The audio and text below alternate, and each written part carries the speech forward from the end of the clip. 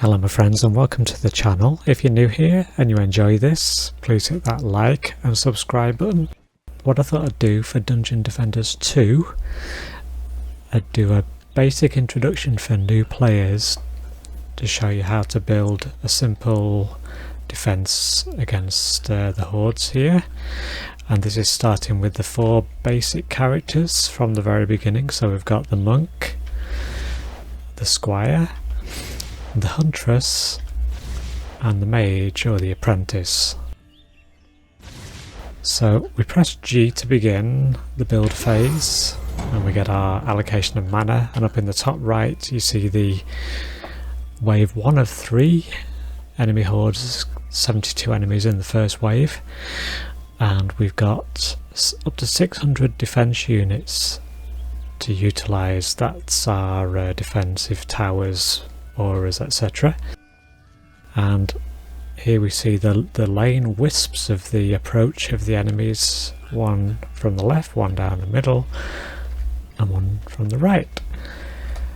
So I'll switch to the squire. If you hold shift on your keyboard, you'll see from that lane there are a total of 24 enemies.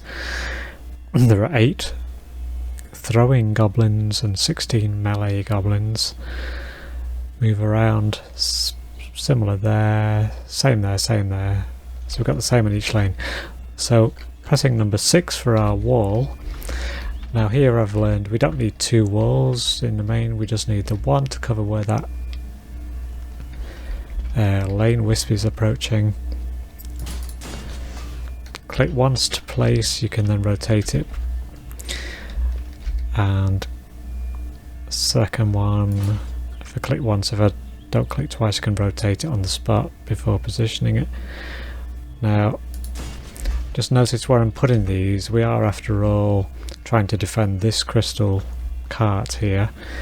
So we don't want the enemies getting within throwing distance of this, so we're setting these back a little bit and trying to, take advantage of a choke point or a narrowing of the lane. So over to the right, we'll do similar here. And then we're going to switch to our monk, and I'm going to build an inferno aura, a flame aura rather. Now, don't put the auras, I've seen new players put them here like this. That's no good. You want them in front of the defense. Now, normally I might put it here. You see the circle of influence around the aura, that's its extent, and it extends up into the air. I'm not going to put it there, I'm going to try and cover off the throwing goblins, which will stand back a bit. They don't have too great a range, but I'm going to put it there.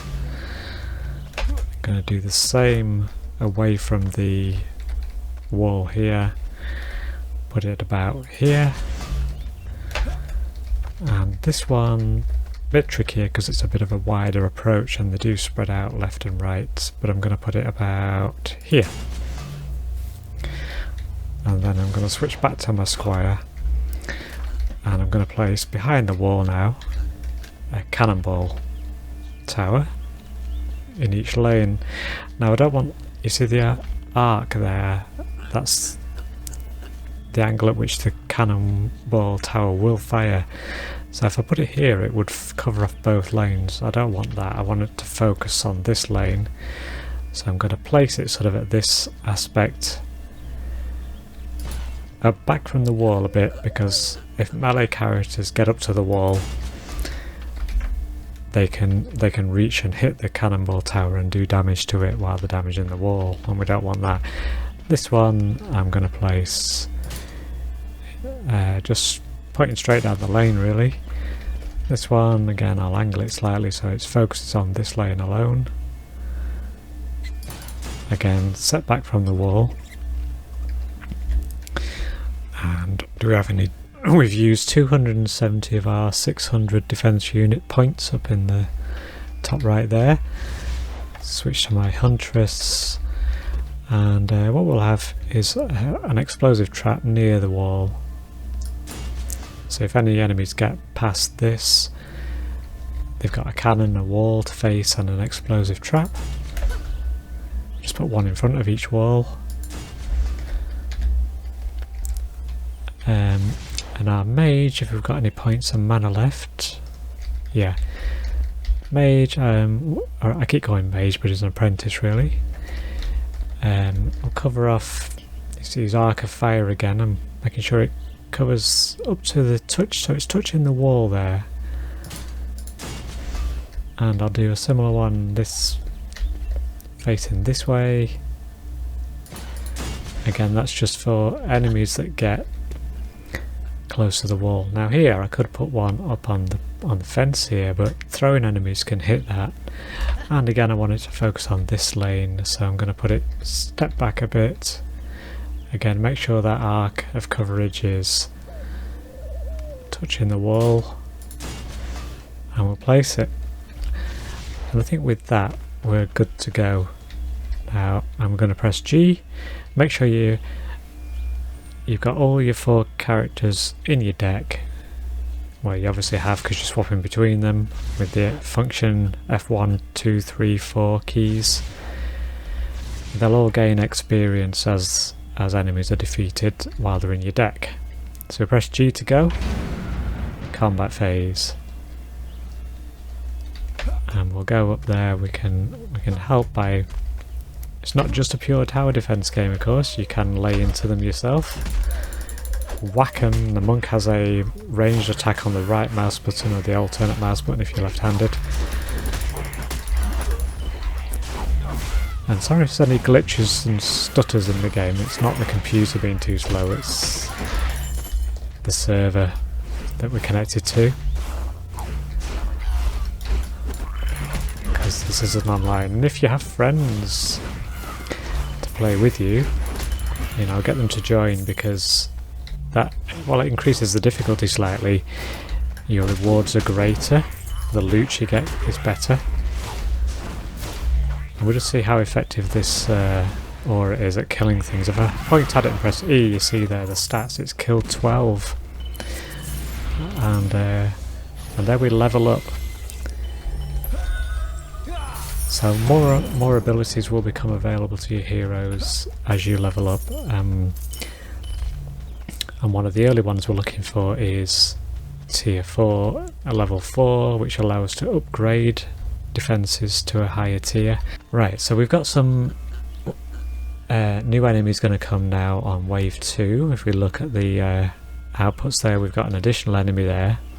I think they're called war boars, or boars. So if we look, the right and centre lanes are pretty much the same, but here we're going to have some tougher enemies.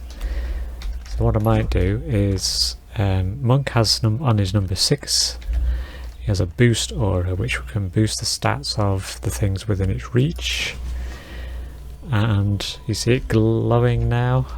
That means it's got extra.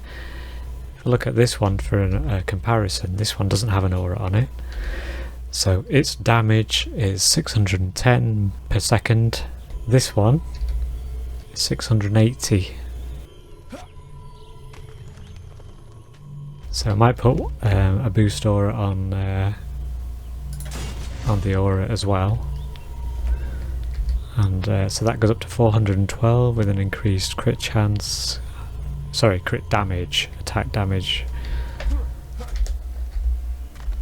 And why not? We could put one on here as well to boost these flamethrower towers. And we'll just go with that. We'll switch to our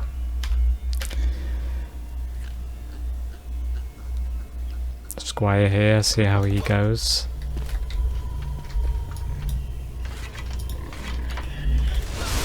So he's got special power there of, and he can block with his shield, holding the right mouse button down. And sort of basically hold them within the aura. The longer they're in there, the more damage they're getting from the aura, aren't they?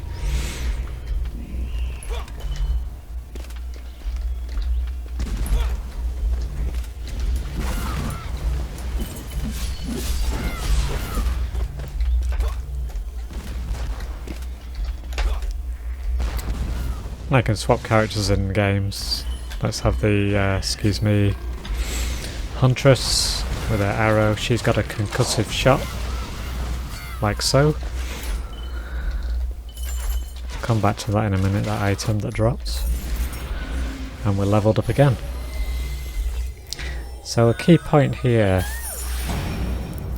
is when loot drops in the early game, especially. When you start out, the weapons, the boots, the chest plates, etc. mean nothing on your character. They have no special attributes.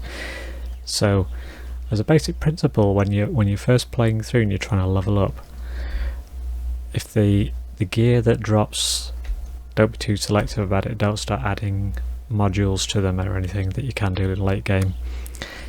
Equip it with the F key, and that is a more powerful bow than the one the Huntress had previously. So here's something for the Apprentice, so we're going to equip that. Anything else dropped? And we don't have to run after all these gems and mana, they will automatically be collected. Oh, here's something else in the game which I don't often use, but they have environmental effects which can damage the enemies. There's one over there and one here. If I fire that off, that would freeze enemies in place, and particularly if you've got a pole arm, you can go up to them and press 1 and smash them and do extra damage. So let's see, we've got extra pressure there, a mini boss, or the boss for this level, the war boar. So all the pressure's on this side really. What can we do?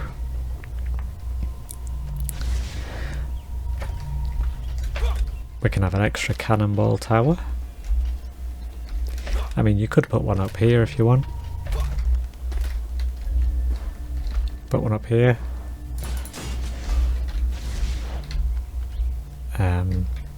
We've filled our DU now. That'll do a bit of damage to people going as they go past.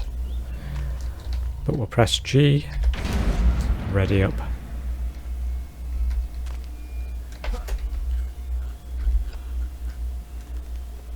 There they come. Use our ranged attack. See the cannon firing. At this early game stage, the cannonball tower fires rather infrequently. That oriental gong sound tells me the boss character's on his way. And there's his hit points at the top of the screen, 22,000, so substantial. Get in there and clear out the minions as best we can. Heal with number 4. Use our smash. There he is. There he's gone. Victory!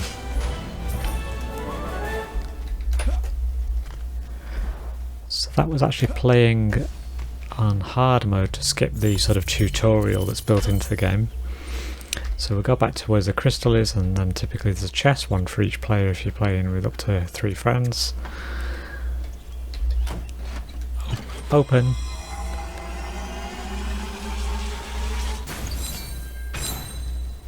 And we've got shields, pole arms for this guy.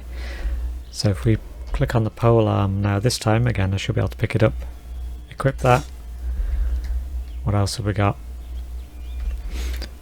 Things for the Apprentice, the magic staff. The key item to look at on the scores here is the cog score. So 34 on the right is better than 23 on the left. That means in the early game, don't be too fussy, just equip the one with the higher cog score until you get to difficulty Chaos 7, I would say. So just equip the better cog score items and you'll progress further and quicker. So I hope you enjoyed that. That's just a quick overview, an intro for new players really. Give you an idea for one possible defense arrangement with the towers and auras, etc. On the first 4 characters you tend to start with the monk, the squire, the huntress and the apprentice. And a bit of a tip there on early game, just pick up an item for the respective character if it's stronger than your current item, and that way the principle of the loot drops is that the next item that drops will be possibly higher than that score, and so on and so on. Thanks for watching, and I'll see you on the next video.